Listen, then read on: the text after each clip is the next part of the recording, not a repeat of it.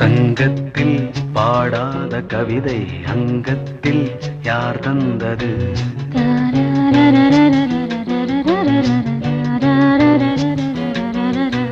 சந்தத்தில் மாறாத நடையோடு என் முன்னே யார் வந்தது?